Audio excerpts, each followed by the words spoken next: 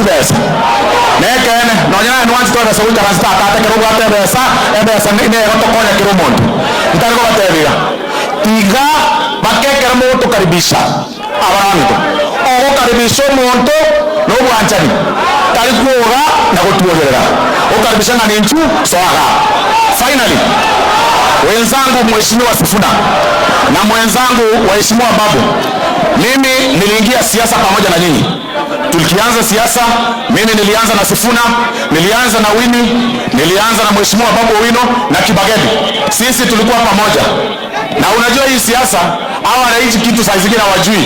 Tunapigana hapa na sisi tukitoka hawa viongozi tutaenda pamoja kukula na tutaacha saa zingine wananchi.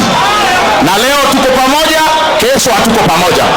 Ile kitu nawaambia viongozi ya kina Sifuna na mheshimiwa Babu Owino, wakati tunatangaza siasa yoyote, vile nyinyi uzungumza kule, mnasema ya kwamba William Ruto mnasema aende nyumbani. Si namna hiyo? Si nyinyi mnasema aende nyumbani? Si nyinyi mnasema William Ruto aende nyumbani? Hiyo tumesikia. Sasa mimi nawaomba namna hii. Hiyo tushasikia ya kwenda nyumbani.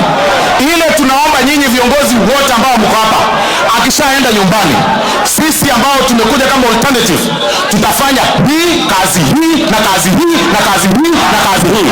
Kusema tu aende nyumbani haiwezekani, kwa sababu lazima watu washikane pamoja. Asante. Haya, tutulia malifu. Mwisho kabisa. Ako na salamu. Mwisho kabisa. Ako na salamu.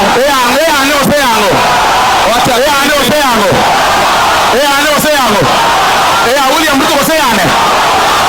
Ora salichize kiaranje tuko ngaje akura. Ayekurero yo kuranza yoga. Nchego kwane yanaiga. Sisi wote tutashikana wakati hao. Na sisi kama si kanisa, na kwa sababu hii ground kitu moja itakuwa tu tutam, na mimi nikikupata huko nje, hata kama mnasema napenda kupeana tena leo, mimi sikali. Hata kama mnasema sipendi, napeana tu bado. Hata Senator Onyonka nitamsaidia, tuendelee kusukuma. Na William Ruto, msipojipanga vizuri, tupangane hivi na kelele tu peke yake, hii ndio group ilikuwa inapiga kelele na William Ruto akatoboa. Hata 2027 tena tu atatoboa. Asante sana na Mungu awabariki. Asante. Ulikuwa na salamu za Duale na